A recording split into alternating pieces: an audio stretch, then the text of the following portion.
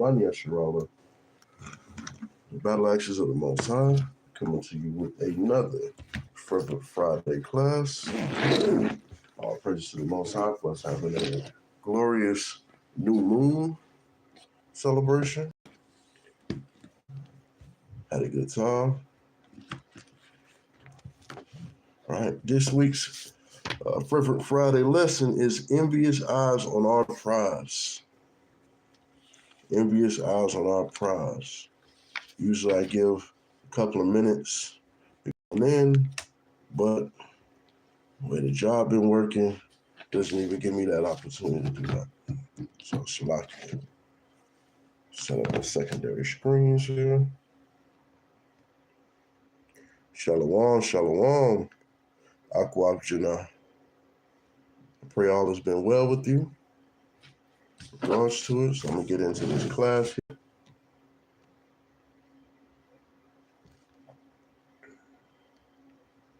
Just pulling up everything. Shalom, shalom. Akwab Jannah. Hope that you're feeling much better. Hope that them prayers have been piercing the clouds for you. Hope to see you on the Sabbath, right? So this week's class, Envious Eyes on Our Prize, right? Shalom, shalom, King James of Judah. Good to see y'all. Y'all hit that like, share, subscribe as y'all come on in, Baba Kusha. Go ahead and get on into this class. It's not a super long class, but it's something that needs to be said, something that we need to be realizing as a people, right? And they got their eyes on our prize, man. Big time. All right. So I'm going to go into Proverbs 31, 3 and 31 to get us started, right? And it reads, envy thou not the oppressor, and choose none of his ways, right? We don't want to envy the oppressor because you got to think about it. Right now, people out here begging for food stamps. Oh, I'm going to go into the store. I'm going to do this. I'm going to do that. Because of the food stamps, that's foolishness. That's folly, right? The gift ruins the heart, but they don't realize that because it's easier to just sit and say, oh, well, I need food stamps for my 7 kids. Who told you to have 7 kids? Without having a father or a stable situation. You got 5 baby daddies and 7 children, and then you're upset because they're cutting off your food stamps. The Lord cutting them food stamps off. But he's tired of the foolishness, right? He's tired of the foolishness. A lot of people want housing that's getting snatched up because guess what? The Most High is allowing those spirits to say, hey, you know what? We're taking that housing. Those people, the Most High wants to know why y'all not reaching out. Why y'all not reaching out? Why y'all not crying out to him? No, because you're on your housing. You good to go. Or they're like, oh, well, you've been on housing 2 years. You ain't found a house? All right, well, gotta give somebody else a chance, right? You got to remember all the conversations a lot of our people had for Northern Kingdom. When Northern Kingdom was getting the opportunity to get a little bit of assistance and whatnot, we were making all types of foolishness videos. Oh, they get so many food stamps. Why I don't get that? Why we don't get that, right? Because again, the Most High didn't give it to you. You have to look at what you deserve based on what you've given the Most High. If you're not giving the Most High anything, what can you expect in return, right? What can you expect in return? We're not supposed to choose the ways of the oppressors, but what we're doing is we do that. Because when you up, you got all kind of little slick mouth conversations for people, right? You're doing just like the oppressors do. When they're up, they got all, pull yourself up by your bootstraps, do this and that. But soon as something goes wrong, and it's not going that way anymore, guess what? They out here whining Wilsons. They out here crying. They out here like the whiners, BB and Cece, right? Because what we have to do is we have to realize we can't be envious of our oppressors, right? They be like, oh, well, y'all out here, begging for food stamps and housing. Your oppressor was the first person on housing. Yeah, because there was no documents. They came out here, Northern Kingdom, Seminole Indians, Native Americans can we have a little bit of land over here to plant some corn? Can you show us how to plant the corn? That's food stamps. That's food assistance. It ain't got to be stamps, but it's food assistance, right?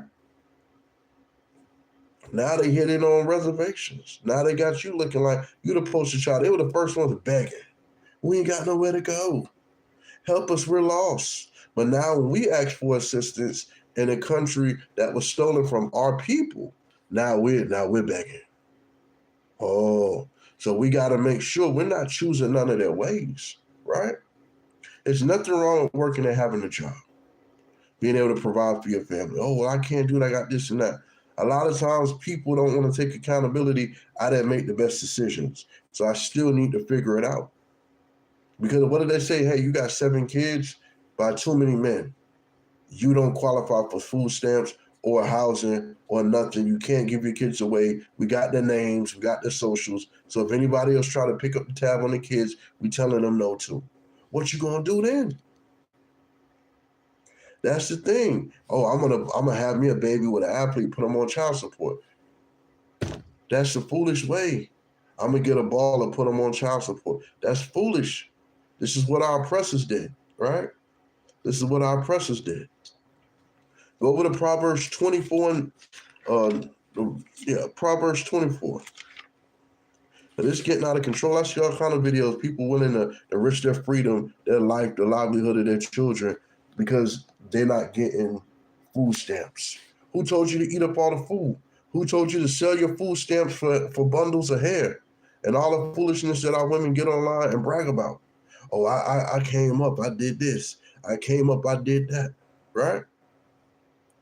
Oh, I flipped my food stamps. I'm doing this and that. You all on social media having a whole conversation with the world, telling them your business, and then you upset when it affects your business, right? Saw a woman say, hey, I got online and somebody was so upset because I got online and told everybody that I got 5 kids. We're living in a 2-bedroom house and only paying $50 a month. Now they took the house from us. Now they took that opportunity from us. Oh, y'all was so mad about that, huh? No, you shouldn't have got online telling your business, right? Proverbs 24, right? Because what happens is people not fearing the Lord, man. They out here taking life for a joke, for granted. Be not envious, right? Proverbs chapter 24, verse 1. Be not envious against evil men, neither desire to be with them, right? You're trying to be right along. You're trying to keep up with what Esau got going. Oh, I'm going to flip this PPP loan, get a Mercedes. I'm going to flip this PPP loan and get a this. I'm going to flip this and get a that. You're trying to always do all this flipping, right? And you about to flip yourself right out the kingdom. You about to flip your opportunity to be on the 2/3 club, right? That's what you about to flip yourself into. Our people, we got to do better, right? You seeking to be rich in this world, in this lifetime, I wouldn't even count on that. Being comfortable, right? Okay, you got food, you got water, you got somewhere to lay your head. Is there going to be problems? Yes, we're in captivity. But we have a little bit different of a captivity than our ancestors had, right? Imagine being in Egyptian captivity versus the captivity you're into now, right? You wouldn't like that. You have to go out there in the field and do all of that field work and manual labor. Oh, you would not want to go for that. But now the Most High give you opportunity to have no, you don't want to wish you could see. There you go. You know, you don't want to flip a PPP loan and make the money multiply because the Most High already told you He increases your riches and He makes you poor. So your first PPP loan, you need to have those precepts and them proverbs and them psalms. That need to be your PPP loan. Studying David, how he spoke with the Most High, how he dealt with the Most High, because Esau has no intentions on making you rich. He didn't even want you to know that you're a child of the Most High.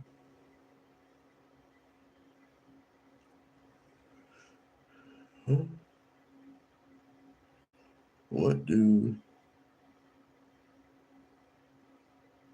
I'm not sure what you typed in. You put like 4S. I don't know what that means. Rich, if you're practicing to be rich in this world, you in for a really, really rude awakening, because again, that may not be your lot. Then what? Okay, so the Most High increases your riches, right? Let's say you're being worthy of an increase from the Most High, right? And He says, okay, I'm going to give you another job. I'm going to take the job from you. You're going to probably struggle a little bit. I'm going to give you a job that's paying maybe $2 or $3 more than what you was getting on the last job. You don't have to do so much of this. Your supervisor's not as much as a jerk as the last ones on the other job, giving you opportunity to serve me more and to spend more time with me by studying in your Bible, right? Yes, you need to let go of wishing for a lottery, right? You need to let go of that. You need to be wanting to have eternal life, not cash for life. Because when Esau's kingdom comes to a screeching halt like it's doing, what you going to do with that cash? Look up Venezuela. Once their money crashed over there, people was walking around with shopping carts with $400,000 of cash that wasn't worth anything just to buy breakfast. What you going to do with $1 that's not worth anything, right? Let's get verse number 2. It says, for their heart studieth destruction, and their lips talk with mischief, right? That's why yes, money will have no value. No value. So we have to make sure we're not envious of these evil men, these evil nations, even the evil people of our own Israelite tribes. We can't be wanting what they want, right?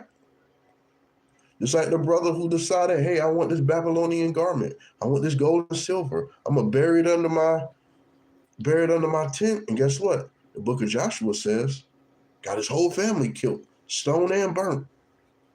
Right? He's a memorial of what not to do. Right? Going against what the Most High wants. He may not want for you to be rich, because that may cause you to have a demise. And guess what? There's scriptures that talk about that. We're going to get into it, right? Isaiah chapter 3. Because everybody wants to be rich. Everybody wants that. Shalom, shalom. Capone, Lazia, I don't want to say that wrong, but shalom. Good to see you. I think it's Lazalaya. If I mispronounced that. Isaiah chapter 3, verse 15, because we have to look at it. We're in captivity. We can't envy those who are not going through something, because guess what? It says in the scriptures, if you're not being chastised by the Lord, it's a problem. It's the same way the scriptures say, if you don't beat your son, or you're not giving your children that discipline, that you don't love them, just let them go out there and do whatever. Y'all watch enough sitcoms. Y'all see how a lot of those parents with that loose parenting, children all out there, the girl promiscuous, the son want to be a thug, but they live in a nice neighborhood. They don't have to want for nothing, but they're willing to trade that in, to go into a lifestyle that's trying to trade that negative lifestyle in for the lifestyle that they're trying to impersonate. That's the craziness right there.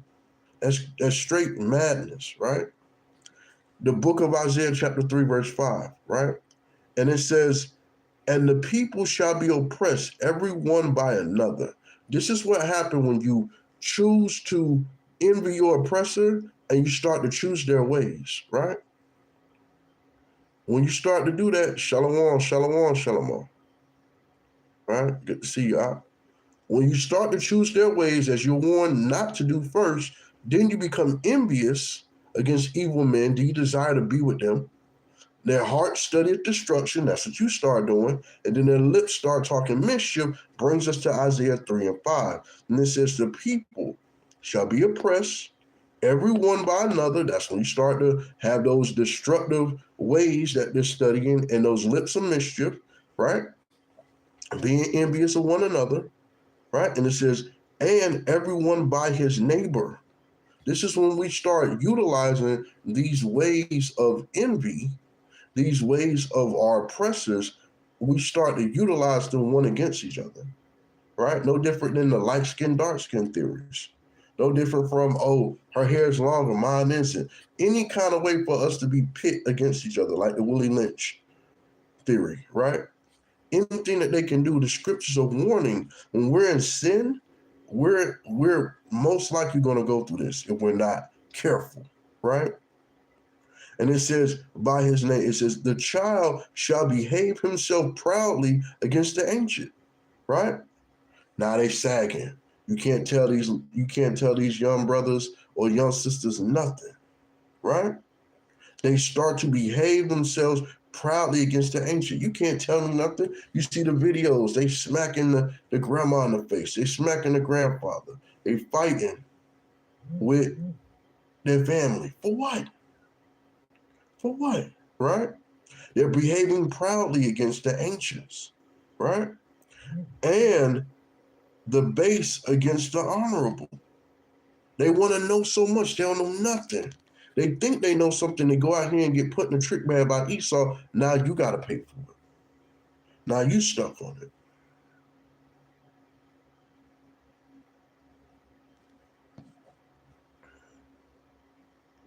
Yeah, he's going to need that. He's going to need to know how to make houses, right? Because once that wilderness life comes, he's going to need to know how to do that, right?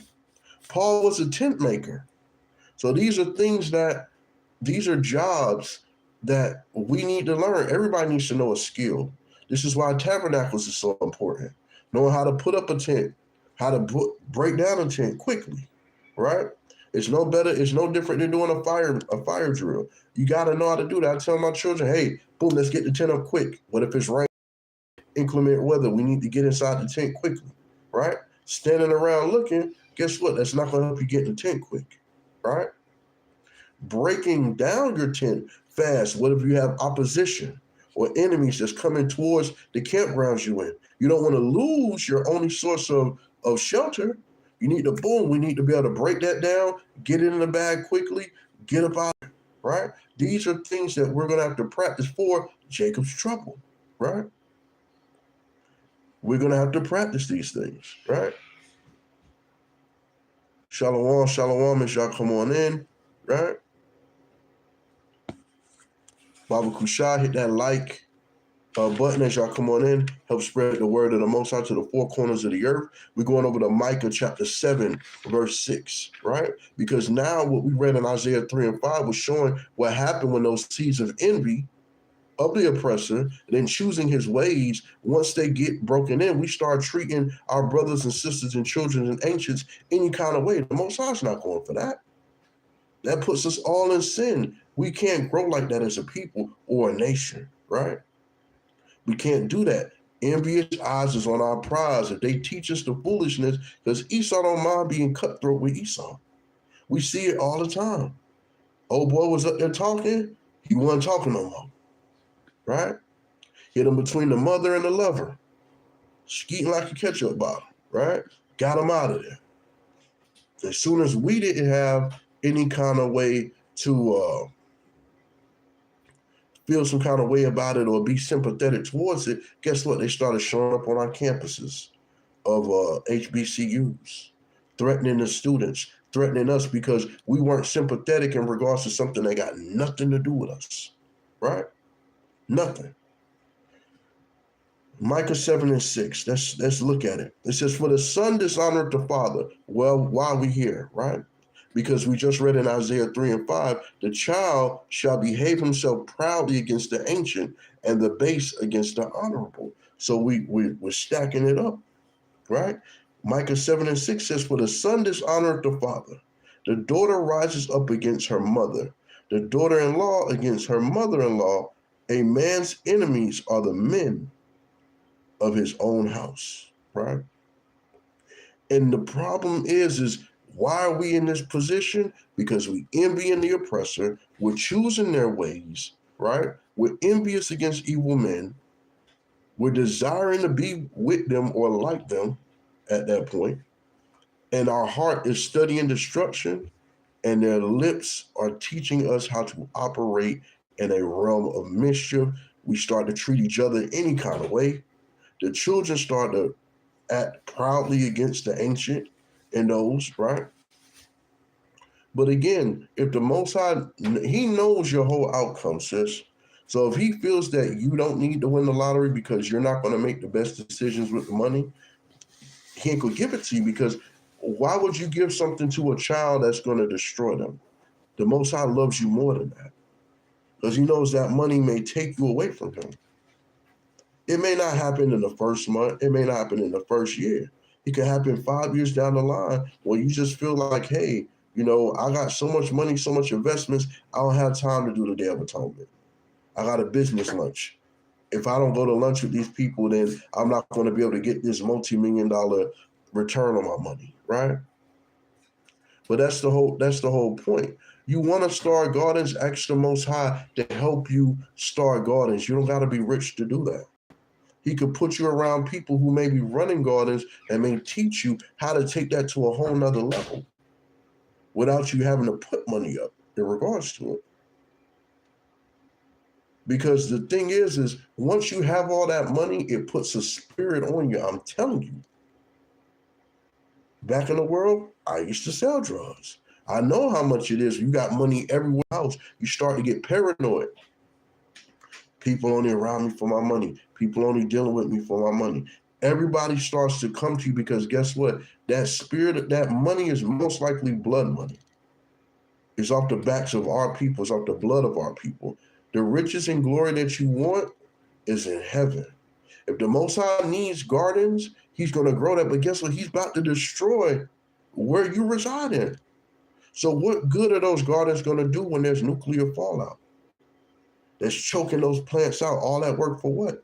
When you could have been utilizing that time to get closer to him, to get in the kingdom, to be under his hedge of protection. That's where the importance at.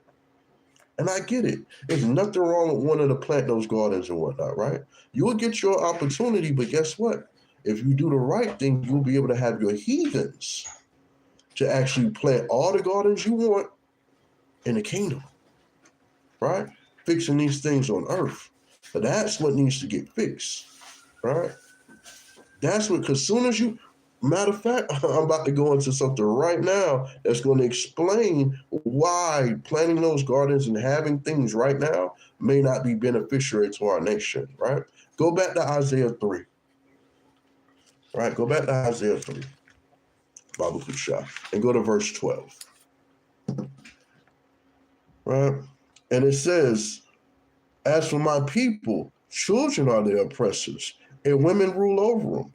O my people, they which lead thee cause thee to err and destroy the way of thy paths. So we read that in Proverbs 31, Proverbs 24.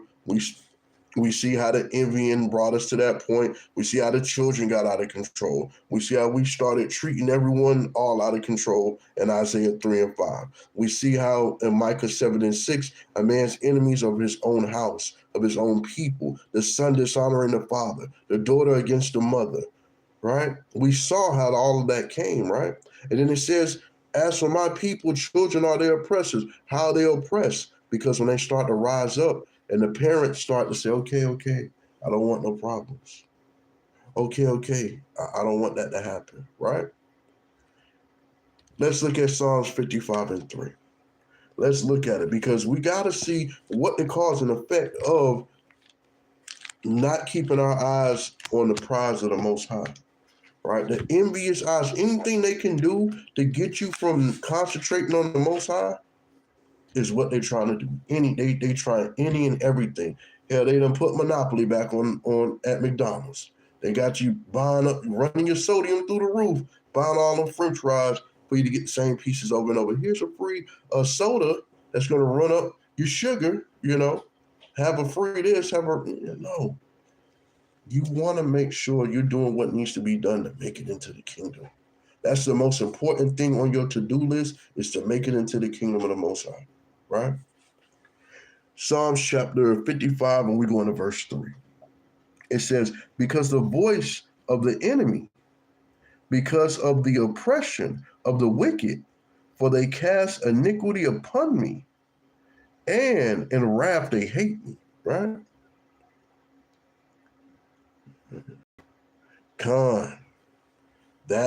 There you go, right? That's a great answer, 50 cal 89. We learn things to be done when we're in the wilderness, right? Okay, you learn how to grow the garden now, right? You don't need to make a bunch of them. You just need to perfect that trait. Okay, fine, that's perfected. You can teach a younger child that. In case you don't make it to the wilderness, the Most High may say, hey, you know what? I want the child, I don't want you. Okay, right?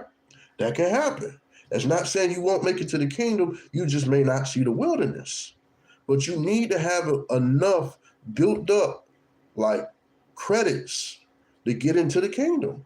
What are those credits? Keeping the law, statutes, and commandments, doing the will of the Most High, praying, fasting, your alms, not just money, right? But what you can do for someone that's going to help them get closer to the Lord, that's the perfect alms. That's the perfect alms. You think walking an old lady across the street? No, walk her into that Bible. Walk her into her heritage.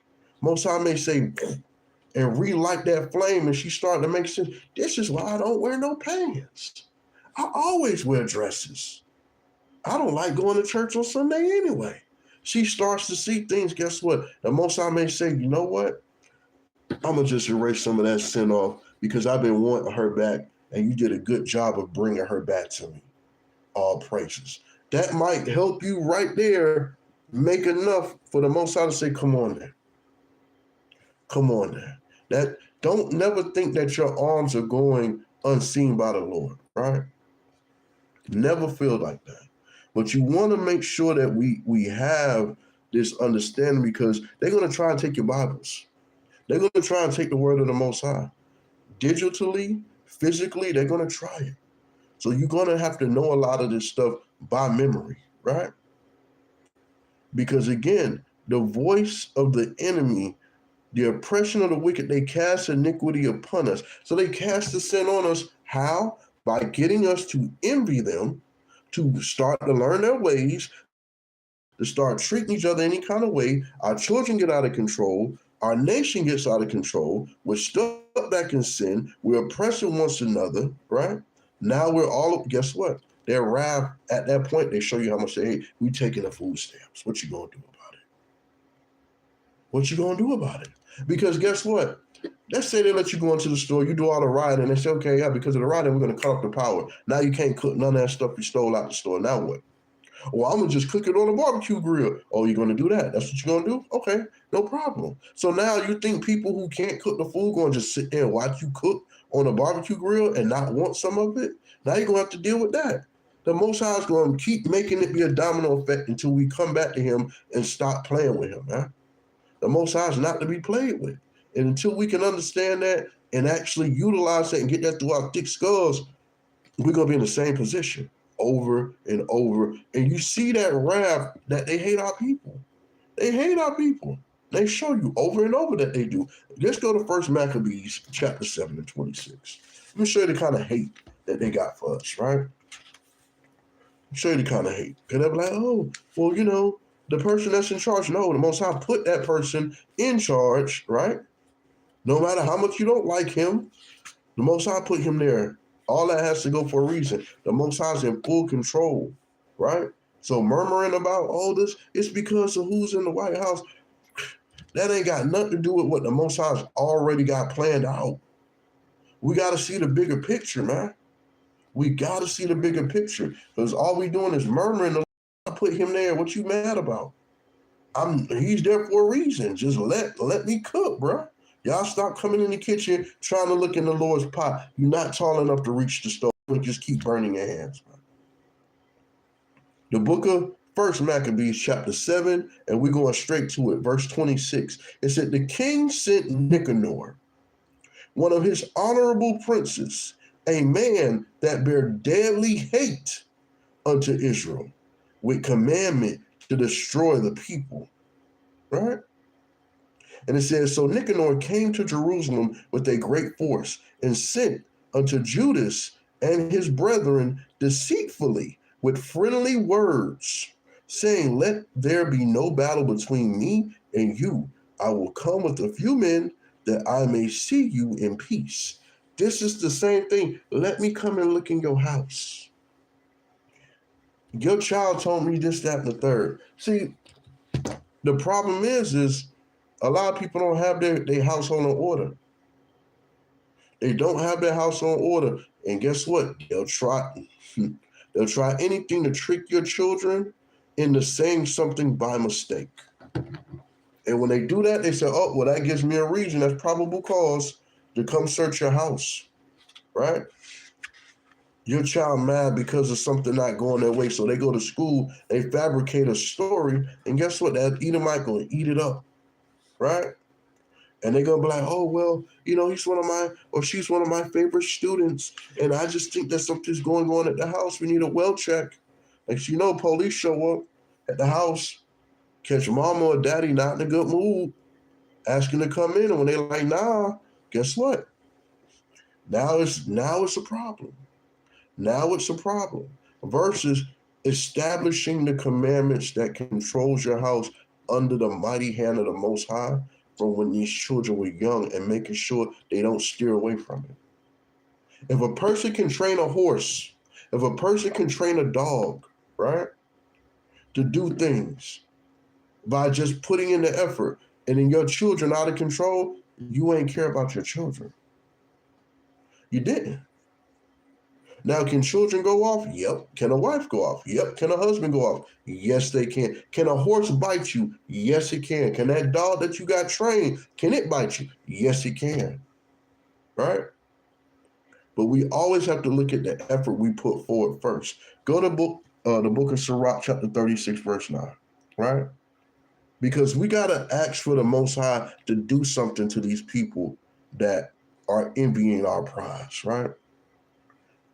The book of Sirach, chapter 36, verse 9 says, let him that escapeth be consumed by the rage of the fire. So when they go into their bunkers and their dens that they're not going to let you into, Shalom, Aqua Genesis, good to see you, sis, right?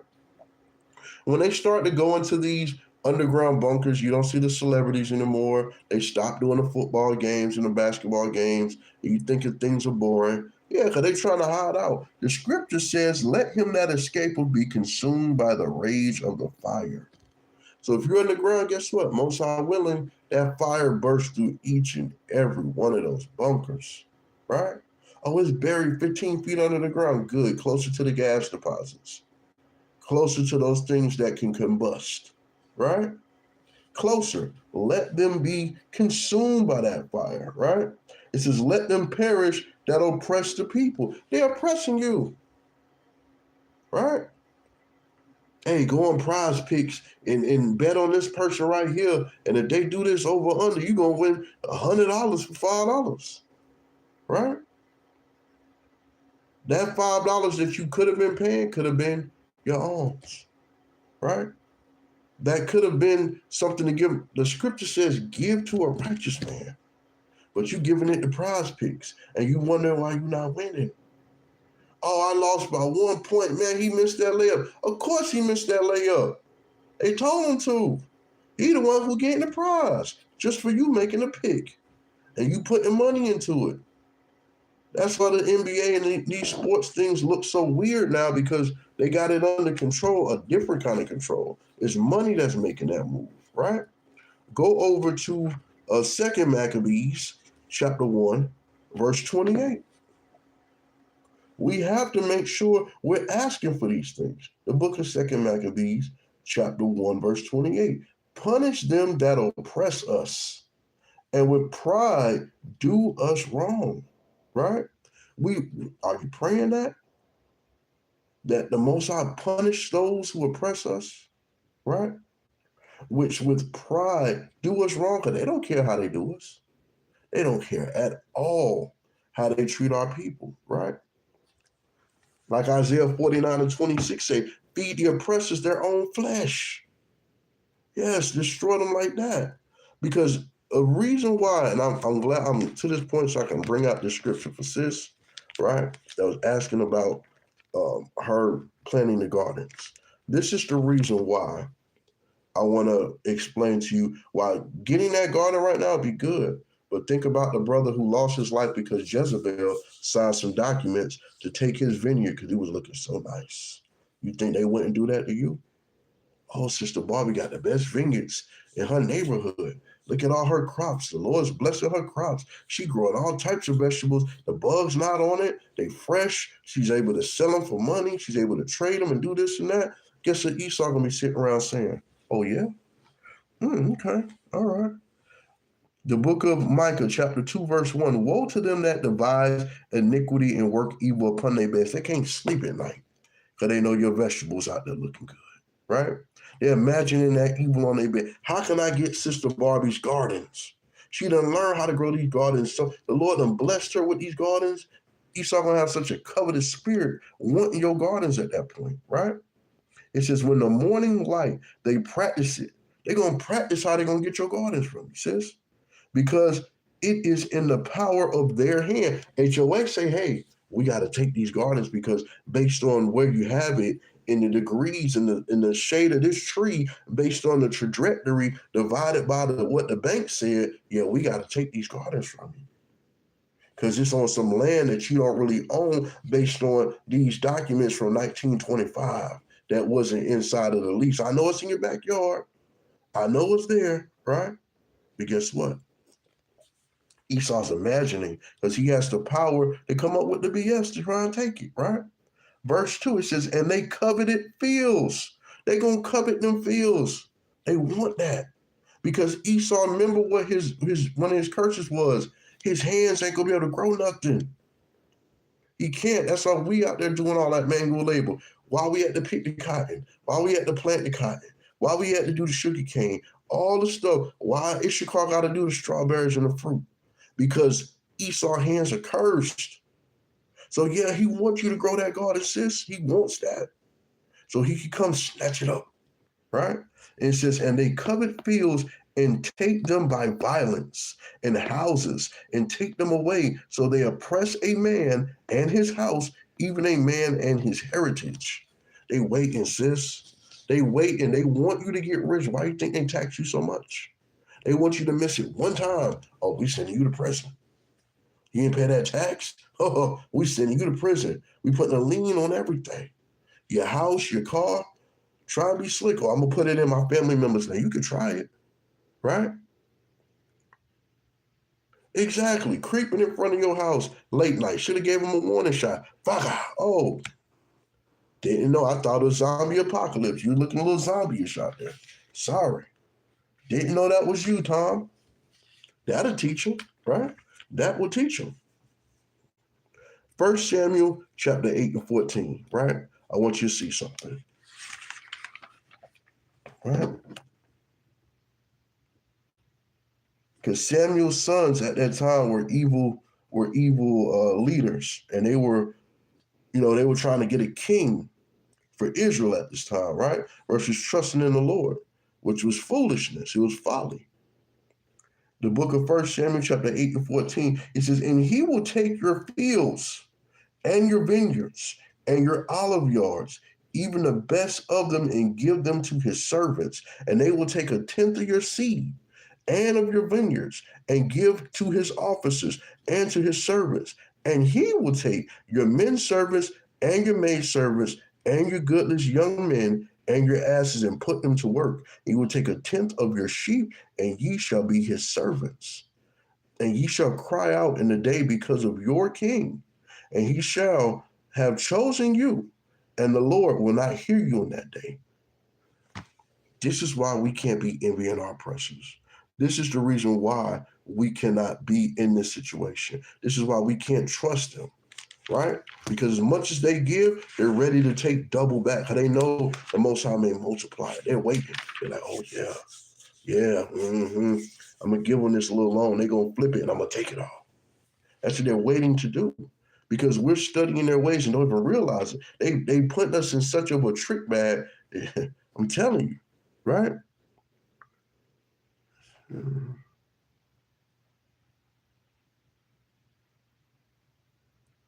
Well, that's the thing.